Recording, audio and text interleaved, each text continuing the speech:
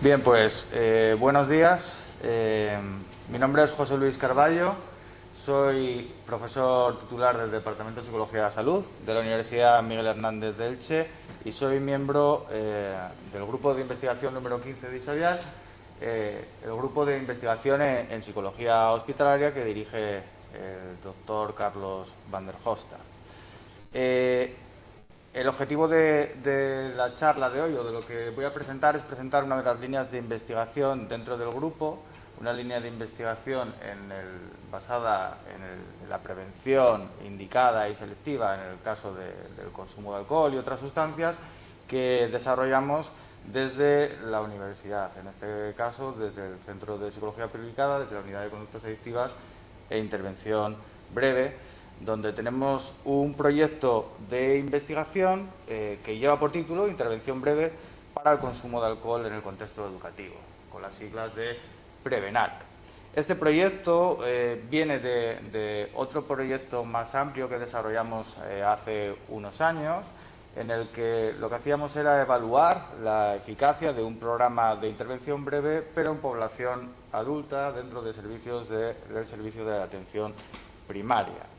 Posteriormente tomamos la decisión, a la vista de los buenos resultados de aplicar este tipo de intervenciones en población adulta, de llevar a cabo una evaluación de la eficacia de estos programas dentro del contexto educativo en población adolescente. Entonces, este proyecto está financiado por el Ministerio de Ciencia e Innovación dentro de la Agencia Estatal de Investigación en la convocatoria Retos de 2019. ¿Por qué este proyecto? Pues sabemos que el alcohol en nuestro país es la sustancia más consumida, más del 90% de las personas han consumido alcohol alguna vez a lo largo de su vida, y hay un porcentaje muy amplio de personas que realiza un consumo de riesgo o consumos en atracón a lo largo del último año, especialmente a lo largo del último mes. Si hablamos en población menor de 35 años, nos vamos a porcentajes superiores al 30% de la población que realiza consumos de riesgo para la salud. Teniendo en cuenta que el consumo de riesgo para la salud, en el caso del alcohol, está asociado a 200 tipos de enfermedad y a 30 tipos de cáncer, según el último informe de la Organización Mundial de la Salud. Que no es necesario ser alcohólico, no es necesario tener un problema de consumo de alcohol para que esto afecte a nuestra salud. En el caso de los adolescentes también existe sobre todo el fenómeno del consumo en atracón, más que el consumo a diario, existe un consumo de fin de semana, donde los adolescentes beben en exceso, y eso también está asociado, lógicamente, porque además están en pleno proceso de desarrollo madurativo, a toda una serie de problemas físicos, para la salud física, pero también, lógicamente, para la salud psicológica, ¿no? De relación con los compañeros, de problemas que se pueden producir, que se pueda producir un aumento de otros síntomas que pueden estar presentes, ansiedad, depresión, autolesiones, etcétera. Todo ese conjunto de cosas nos hizo plantearnos que era necesario llevar a cabo este tipo de intervenciones también en población adolescente, ¿no? Sabemos además que cuando se inicia el consumo de alcohol existe una dificultad muy importante en el abandono. ¿Por qué? Porque es una droga que está socialmente aceptada, es una droga que todo el mundo consume y que parece que no pasa nada, ¿no? Cuando bebemos de más, tenemos una resaca al día siguiente, pero luego nos recuperamos de los efectos y volvemos a beber el fin de semana que viene, ¿no? Entonces, ante estas dificultades, nos planteamos cómo podemos llegar a esta población. Porque estamos muy acostumbrados, cuando hablamos de prevención, a que hablemos de prevención universal, es decir, la prevención que va dedicada hacia los adolescentes cuando no han empezado a consumir. A lo mejor cuando tienen 11, 12 años, ¿no? Pero, ¿qué pasa cuando ya han empezado a consumir? ¿Qué hacemos en esos casos? Pues la idea de este programa es llevar la intervención a este contexto, al contexto educativo, donde los adolescentes ya han iniciado el consumo de alcohol y muchos de ellos ya están consumiendo todos los fines de semana de manera excesiva, emborrachándose, ¿no? Con los problemas que eso lleva asociado. De hecho, la Cochrane, Carney y colaboradores ya hicieron una revisión sistemática recogiendo los principales resultados de los programas de intervención breve en el contexto escolar, y se han encontrado pues, unos resultados, unos tamaños del efecto moderados que requieren lógicamente de más investigación, y también plantean que estas investigaciones que se estaban realizando en el contexto educativo tenían algunas limitaciones, ¿no? Nosotros, con este proyecto, lo que tratamos también es de solventar algunas de estas limitaciones que voy a ir comentando según avance en el desarrollo del método, ¿no? Pero, de nuevo, se pone el foco en la importancia de trabajar desde un modelo de prevención selectiva indicada, es decir, un modelo de prevención en aquellos que ya han iniciado el consumo o que están en riesgo de desarrollar un problema, para atajar el hecho de que puedan aparecer problemas más graves o problemas de salud, como comentábamos, psicológicos, sociales, etcétera. Nosotros, el modelo de intervención breve en el que nos basamos o que intentamos aplicar, que validamos en población adulta, fue el modelo de autocambio dirigido de los doctores Sobel, porque es el recomendado por la División 12 de la Asociación Americana de Psicología, que es la encargada de la psicología clínica, y es un modelo desarrollado por los doctores Sobel, como comentaba, de 4 a 5 sesiones de 90 minutos de duración, donde se emplean técnicas de corte cognitivo-conductual junto con la entrevista motivacional, y el modelo de prevención de recaídas, y se puede aplicar desde un punto de vista individual o grupal. Este es el modelo recomendado para trabajar con población de consumo de alcohol de riesgo, o lo que ellos denominan los problem drinkers. Por ello, el objetivo de este proyecto, el objetivo fundamental, es evaluar la eficacia de este modelo de autocambio dirigido en población adolescente para reducir el consumo de alcohol de riesgo. ¿Y cómo lo desarrollamos? Pues lo que hacemos es seleccionar a estudiantes que están en edad escolar, en este caso están entre los 16 y los 17 años, dado que están cursando primero bachillerato o el equivalente en la formación profesional, los módulos de grado medio. Calculamos un tamaño muestral mínimo de 800 personas para poder realizar los análisis pertinentes, y en base también a la prevalencia del consumo de alcohol, teniendo en cuenta también que vamos a tener un porcentaje de mortalidad experimental pues cercano al 30%, ¿no? O podría estar cercano al 30%. Consideramos que ese tamaño muestral mínimo sería el adecuado. Para ello, lo que hacemos es acceder, ya estamos accediendo, de hecho, a 20 centros educativos de la provincia de Alicante, solicitando los permisos oportunos a la Consellería de Educación, 20 centros que han sido seleccionados al azar, y de esos algunos pasan a reserva y otros son los centros titulares.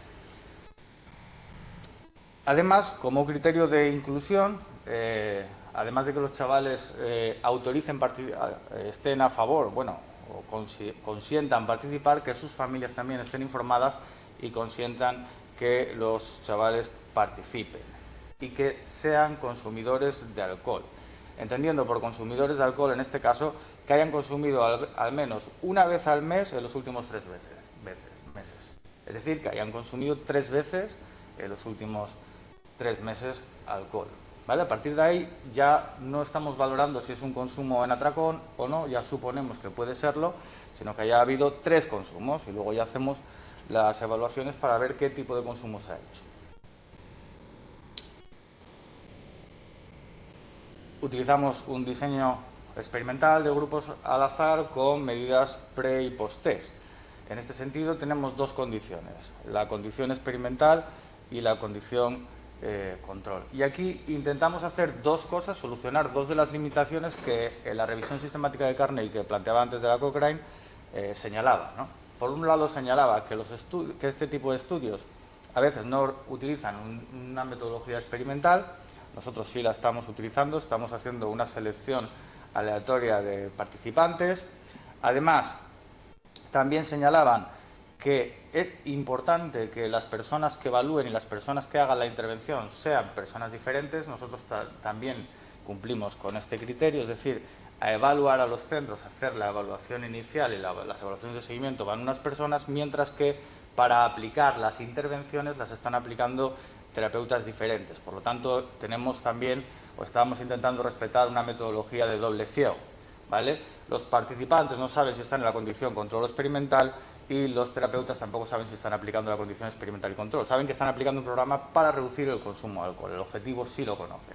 Entonces, Además de esto, lo que hacemos es que la intervención que dura 4 sesiones, el modelo de autocambio dirigido, la condición experimental, la comparamos con una intervención control que dura también 4 sesiones. Pero serían 4 sesiones donde lo que ofrecemos es psicoeducación sobre temas de deporte, sobre temas de sueño, sobre temas de control de estrés, pero ahí no aplicamos ni entrevista motivacional, ni aplicamos prevención de recaídas, ni aplicamos ningún tipo de intervención. Simplemente damos información a los chavales. Pero tienen la misma duración, la intervención en los grupos control, que los grupos experimentales. Y luego, pasado un tiempo, aplicamos una evaluación de seguimiento a los 6 y de los 12 meses. ¿Y qué es lo que evaluamos?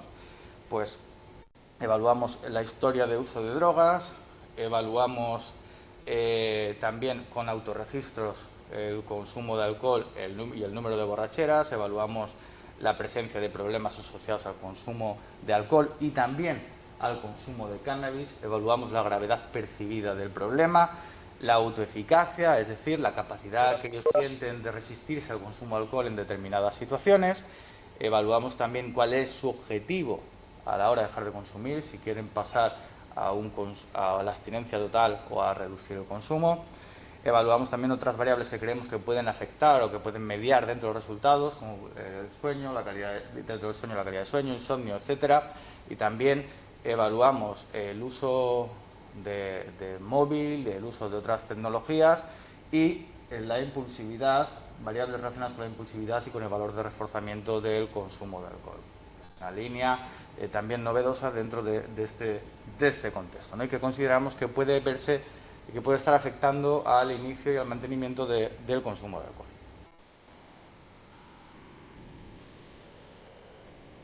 ¿Y en qué consiste el programa? Pues muy brevemente voy a describir lo que hacemos con los chavales.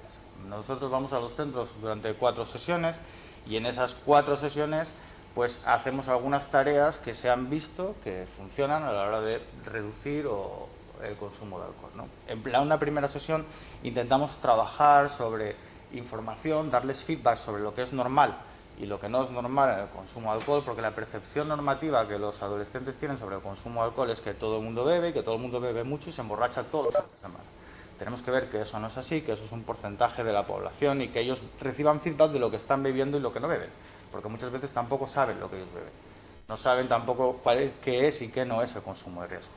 Junto con esto también se les plantea que ellos vayan tomando una decisión para cambiar su consumo. Nosotros, dado que la evidencia muestra que la vía más adecuada o que aumenta la adherencia a los tratamientos es que las personas que participan de ellos tomen la decisión sobre cuándo cambiar y cómo cambiar, se les plantea el objetivo de si quieren reducir el consumo o si quieren pasar a la abstinencia, es decir, a no consumir.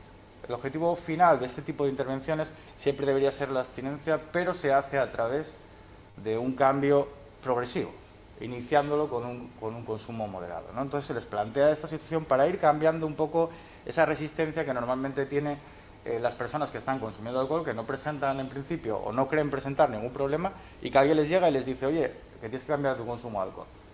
Pues van a sentirse atacados de algún modo, ¿no? Para trabajar con esa resistencia que ellos pueden mostrar, nosotros les planteamos el objetivo y también hacemos otras técnicas como por ejemplo la técnica del balance decisional, donde ellos evalúan cuáles son las cosas buenas y las cosas no tan buenas de consumir alcohol, ¿no? Para que vean que hay menos cosas buenas que no tan buenas de consumirlo, y que vean también cómo se relacionan las cosas buenas que puede tener consumir alcohol con las que son menos agradables para ellos, ¿no? También evaluamos la motivación y trabajamos fundamentalmente en romper esa ambivalencia que presentan de que les gustaría cambiar o realizar un consumo de alcohol que no les generase problemas, pero al mismo tiempo seguir consumiendo alcohol, ¿no?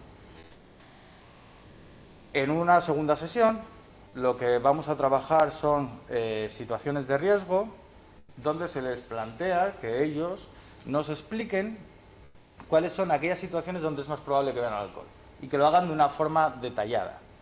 En esta sesión, pues ellos nos cuentan, bueno, pues yo los sábados cuando voy a no sé qué bar, o voy al parque, o salgo de botellón, etcétera, y van describiendo con quién están, dónde están, a qué hora del día, cuánto tiempo están, todo de forma muy detallada para que podamos plantear estrategias que les ayuden a reducir la probabilidad de consumir en esas situaciones. ¿Qué es lo que hacemos en la tercera sesión? Los planes de acción. Ellos van a plantear estrategias, comportamientos que les ayuden a no consumir ante situaciones de riesgo. A veces es no ir directamente, pues nada, durante un tiempo pues no voy a ir al botellón, o no voy a ir a la playa, o no voy a ir a no sé dónde.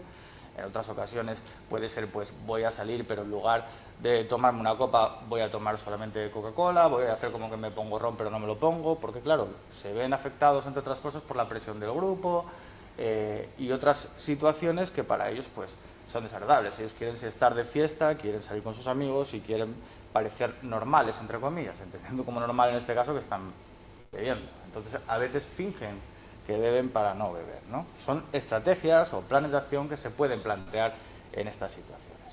Y una vez trabajamos esto, luego intentamos reforzar la autoeficacia, intentamos reforzar que ellos se sientan capaces de hacerlo a cabo, porque yo puedo saber identificar una situación de riesgo, puedo saber qué tengo que hacer para no consumir alcohol, pero a veces no me siento capaz de hacerlo igualmente, aunque lo sepa. Entonces tenemos que trabajar para fomentar esa autoeficacia, que normalmente se trabaja a través de empezar con situaciones que son más sencillas. Luego también trabajamos la prevención de posibles recaídas, tratando de diferenciar entre lo que sería una caída y una recaída. Les ponemos el ejercicio de la montaña, que aparece en la diapositiva, donde se les explica que el objetivo final es llegar a realizar ese cambio de la abstinencia o un consumo de alcohol esporádico o de bajo riesgo, y que para eso existen dos rutas. Existe una ruta directa, que es la ruta B, donde las personas de un día para otro deciden que no van a volver al alcohol, volver a beber alcohol, o que lo van a dejar porque así lo han decidido, ¿no? Y luego está la ruta más habitual, que es la ruta A, donde el camino es un poco más largo y ellos van subiendo poco a poco. Van haciendo cambios poco a poco que requieren de una serie de esfuerzos también. Y a veces se producen pequeñas caídas. Esas caídas pueden ser consumos puntuales y no hay que identificarlo como que han vuelto al consumo de antes, no han vuelto a la recaída, sino que eso es que se han quedado a mitad de la montaña y tienen que descansar, o han cogido un poco más de energía para seguir subiendo, ¿vale? Porque no por el hecho de haber consumido una vez han perdido todo el camino andado que ya habían iniciado hace tiempo. ¿Y cuáles son nuestras hipótesis? Pues nosotros pensamos que el grupo experimental va a presentar mayor reducción del consumo en términos de frecuencia, días que están consumiendo, y también van a presentar mayor número de días de abstinencia, y que además van a presentar un menor número de episodios de atracón o borracheras que el grupo control. También se va a producir, en comparación al grupo control, un aumento tanto en la motivación como en la autoeficacia, y creemos, como también vamos a trabajar sobre el tema del consumo de cannabis, que se va a producir una reducción en el consumo de cannabis, dado que puede estar asociado también a los episodios de atracón y a las borracheras. No sé si he ido muy rápido, pero si he ido muy rápido, pues estoy a su disposición para que me hagan las consultas que consideren oportunas.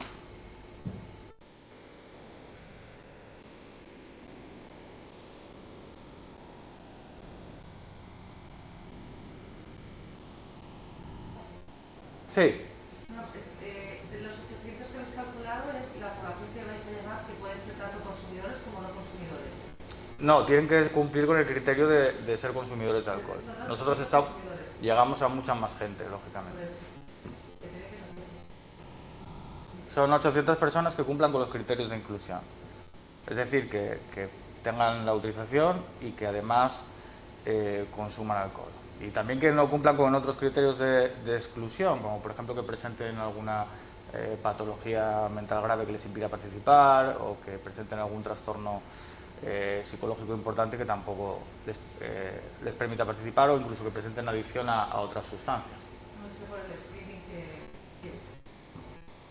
Sí. Una cosa, porque, a ver, en estas edades, como a los menores, hay dicho que harían con los padres, Sí. no se puede dar la circunstancia de que muchos nieguen ese consumo para no exponerse ponerse delante de los padres a verbalizar que están haciendo ese consumo? Sí, efectivamente, podría darse el caso, pero esto se hace todo de forma anónima y confidencial. Entonces, cuando les llega a los padres les llega una descripción o una información del proyecto donde se indica que sus hijos van a participar en un programa de prevención del consumo de alcohol. Independientemente de que consuman o no, la idea es que los padres vean eso como una oportunidad para que sus hijos dejen de consumir o no se inicien en el consumo de alcohol. No sé, para los padres no es estupendo. Sí, Pero no ven si sus hijos... Los chavales no entren por no demostrar que están bebiendo. Les da igual. La experiencia que estamos teniendo ahora mismo, en ese sentido, es que el consumo de alcohol está tan aceptado en las familias como en los adolescentes. Entonces es algo que está presente y aceptan en ambos casos. De hecho, los padres tampoco saben si sus hijos han firmado, porque se firma por separado. Eso es una información que nos llega a nosotros. Nosotros pasamos una circular a través de los centros educativos a las familias firman el consentimiento informado y luego cuando vamos a aplicar los programas a lo largo de la intervención, los chavales también firman por separado. Pero hay familias que no firman, también, y chavales que no firman. De hecho, una de las ideas que teníamos y que intentaremos implementar es que hubiese una sesión también para familias donde los propios chavales formasen a sus padres en lo que es consumo de riesgo, porque el consumo de riesgo va a estar presente en casa también. Entonces, esta es una de las ideas, pero va a ser complicado y la experiencia piloto que tuvimos fue que no apareció nadie por ahí.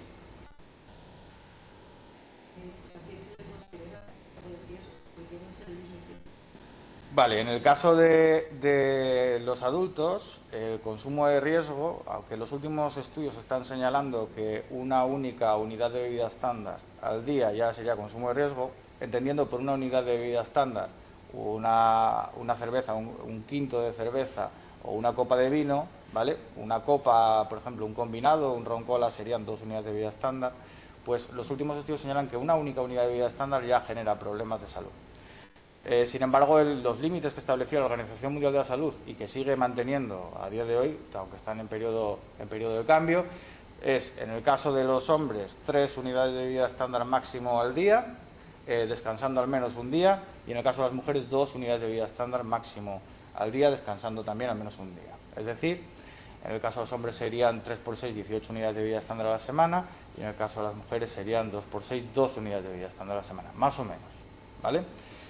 Y luego también existe otra cosa que es el fenómeno de consumo en atracón, que hace referencia a que en el caso de los hombres se consuma más de 5 unidades de bebida estándar en un periodo corto de tiempo, de unas 4 horas, y en el caso de las mujeres más de 3 unidades de bebida estándar, ¿vale? Cuando hay un consumo en atracón al mes, eso también se considera consumo de riesgo de alcohol. Pero esos límites son límites bastante amplios, que provienen de estudios de los años 90 y a día de hoy los metaanálisis que se están haciendo señalan que más de una unidad de bebida estándar al día ya provoca problemas de salud a lo largo de la vida. Sí.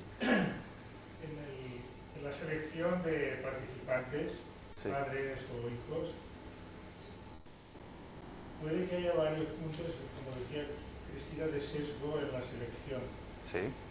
Por un lado. Por otro lado, no sé hasta qué punto es imprescindible el anonimato de unos, de otros, que vosotros no sepáis o si es importante que sepáis quién sí, quién no. Por otro lado, el permiso de los padres, por ejemplo, puede ser más bien dado por parte de aquellos que realmente están preocupados y que ellos mismos, uno o los dos, no beben. Entonces, quiero decir que hay tanta cantidad de sesgos y de confidencialidad que lo veo muy complejo, la verdad.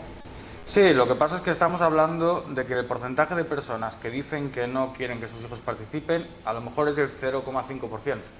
Es decir, el 95% o el 99,5% restante aceptan que sus hijos participen. Por lo tanto, tenemos a toda la población ahí recogida.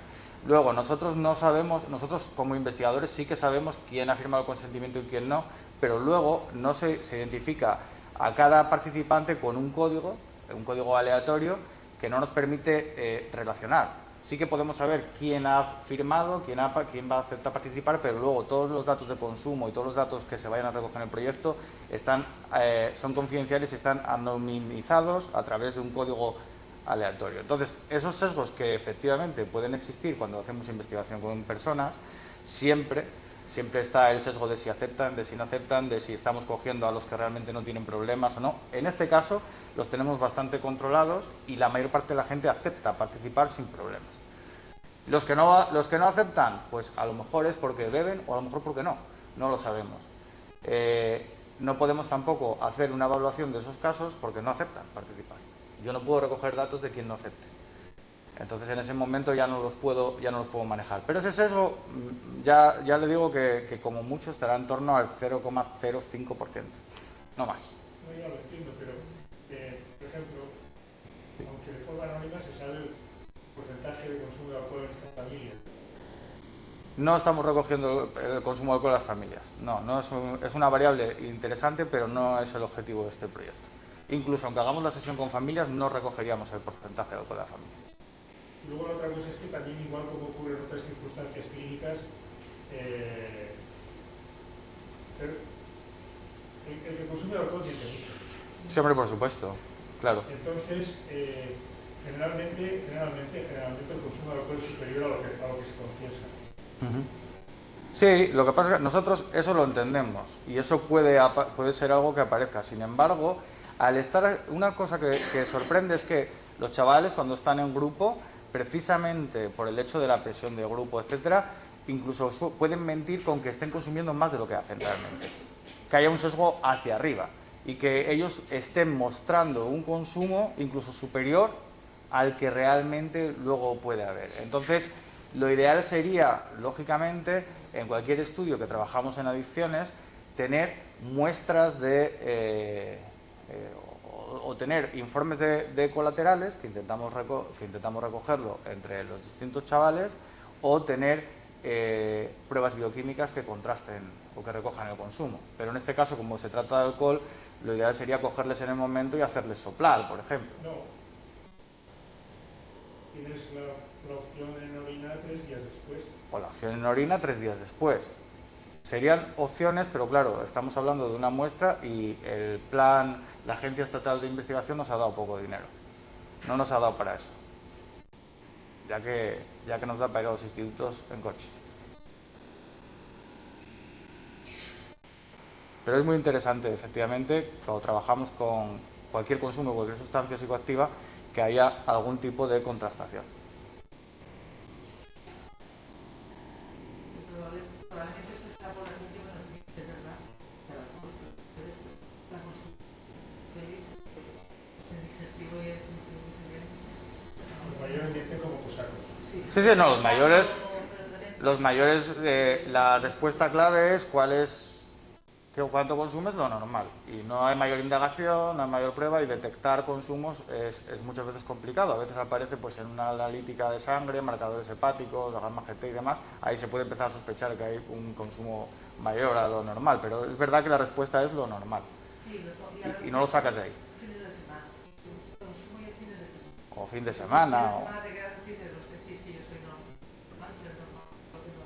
Pero a estos adolescentes, además, hay que tener en cuenta que les estamos evaluando evaluación inicial, les evaluamos el consumo de alcohol a lo largo de todas las sesiones, que son 4 sesiones, más los seguimientos, más el posttratamiento. Al final les estamos evaluando un montón de veces. O sea que se puede ver también en el recorrido si hay una incongruencia dentro del consumo. Más allá del efecto que específicamente sobre los chavales que controláis pueda tener, vuestra visión es que esto sirva para que se aplique en los centros educativos. Lógicamente, lo ideal sería que dentro de los programas formativos en el currículum escolar hubiese medidas de prevención que estuviesen aplicadas a lo largo de todo el año. Nosotros, por ejemplo, cuando vamos a los centros les explicamos una cosa. Ellos, para explicar matemáticas, si les diesen 4 semanas, lo llevaban claro. Entonces, en este caso, para poder explicar y aplicar programas de prevención, consideramos que deberían estar dentro del currículum formativo de los centros educativos. Y empezar ahí, porque si cogemos a los chavales cuando empiezan a consumir, la probabilidad de que reduzcan el consumo o de que incluso dejen de consumirlo va a ser más alta que si los cogemos cuando ya tienen 30 años y ya beben todos los días.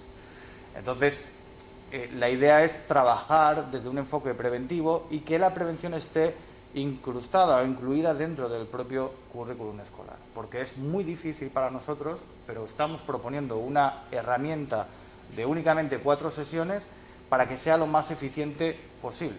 Pero lo ideal sería que hubiese una herramienta de 4 sesiones para alcohol, que hubiese también para cannabis, que hubiese para el uso del móvil, etcétera, y que dentro del currículum formativo estuviese incluido muchas medidas de prevención en los centros educativos. Nuestra idea es eso, es presentar medidas eficaces, así como también hacer una investigación y solucionar problemas que otras investigaciones tienen al respecto, como comentaba, que nos señala los metaanálisis en este campo, ¿no? Los colegios de médicos tienen una organización que puede dar ayuda a los profesionales médicos con consumo de alcohol. ¿En educación ocurre algo lo mismo? ¿Con los chavales? No, con los profesores. Con los profesores, pues no lo sé, tendría que consultarlo, pero no creo. ¿No crees? No creo. En la universidad, por ejemplo, no tenemos de eso. En la universidad se sabe que no bebe. Bueno, ya. Pues por si hubiese a lo mejor consumo de cualquier otra sustancia o de psicofármacos. Sí. ¿Cómo se refiere al modelo? Sí.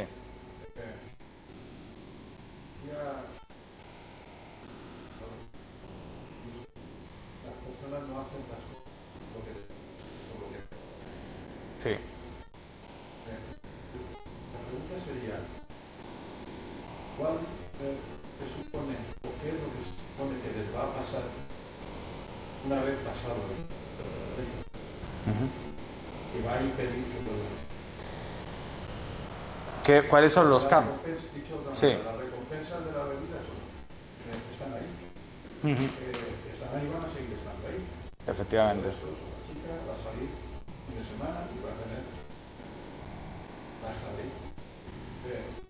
¿Cuáles son las contingencias aversivas que este programa consigue para que sean superiores a los refuerzos? Vale, pues ahí efectivamente esa pregunta es muy interesante y es además muy psicológica. Dentro de las adicciones y en el cambio existe un modelo que no se basa tanto en consecuencias o en reforzamiento y castigo, en la alternativa entre ambos, sino que se basa en cambiar las fuentes de reforzamiento, ¿no? Lo que se llama la teoría de elección conductual. Entonces, y la economía conductual también. Lo que se busca es que desarrollen alternativas de reforzamiento y precisamente cuando trabajas en el grupo de clase, si tú consigues que ellos estén realizando otras actividades dentro de los planes de acción que se trabajan y dentro de la sesión de prevención de recaídas también se trabaja cambios en el estilo de vida, cambios en el tiempo de ocio, etcétera. Si los chavales realizan actividades conjuntamente, que es lo adaptativo en ese rango de edad, que no sean consumir alcohol, están cambiando la fuente de reforzamiento. Entonces es un poco, esa es la idea, ¿no? Por un lado, que sean capaces de resistir esa presión de grupo, porque a ninguno le gusta la resaca, a ninguno le gusta tener problemas en casa, a ninguno le gusta el dinero que se gastan, a ninguno le gusta las cosas que hace cuando está bajo los efectos del alcohol y se pasa, pues al final acaban avergonzados y demás, y se busca que haya fuentes de reforzamiento alternativo. Entonces, dentro del programa se trabaja en esas sesiones para que hagan actividades de ocio conjuntas entre ellos que puedan ser alternativas, ¿no? ¿Qué alternativas? Pues puede ser que estén jugando a videojuegos conjuntamente, puede ser que vayan a hacer actividades deportivas, puede ser que vayan a hacer actividades lúdicas de otros tipos. Esa es un poco la idea. En lugar de, más que la aversión y demás, es cierto que lo que buscamos es que haya una fuente de reforzamiento alternativa y que si beben, al día siguiente no puedan hacer esa fuente de reforzamiento alternativa. Por poner un ejemplo rápido, si yo, por ejemplo, tengo un partido de fútbol un domingo y salgo el sábado por la noche de fiesta, el domingo no voy a poder jugar el partido de fútbol. Si para mí el fútbol es una fuente de reforzamiento, la probabilidad de que vaya el sábado será menor. Sería un poco, esa es un poco la idea de la economía conductual aplicada a este modelo.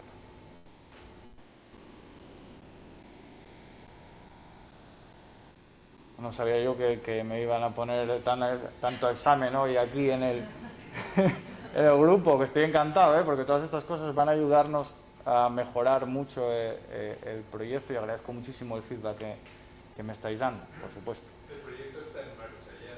Sí, sí. La muestra está recogida.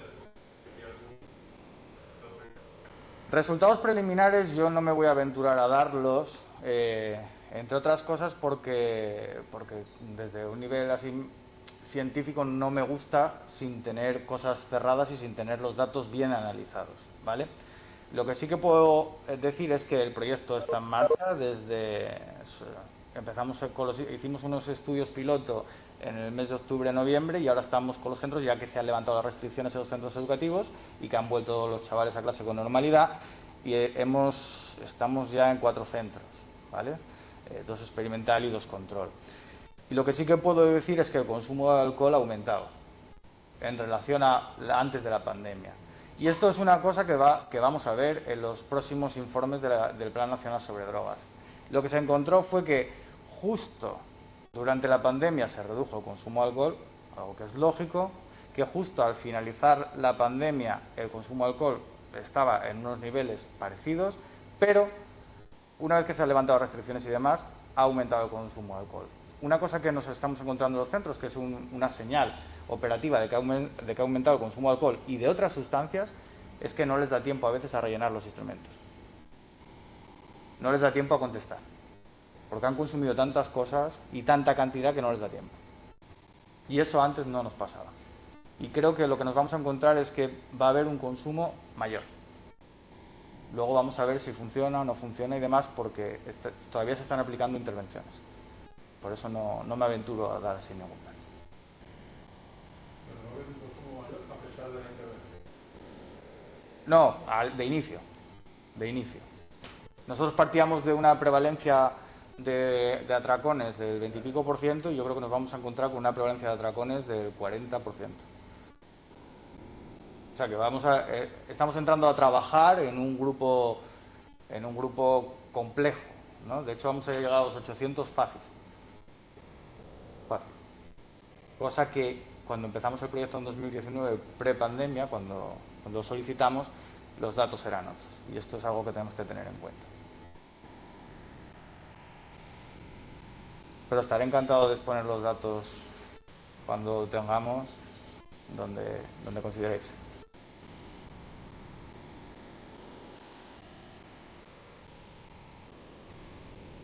Bueno, si no tenéis ninguna pregunta más, pues damos por finalizada la sesión. Finalizo yo directamente.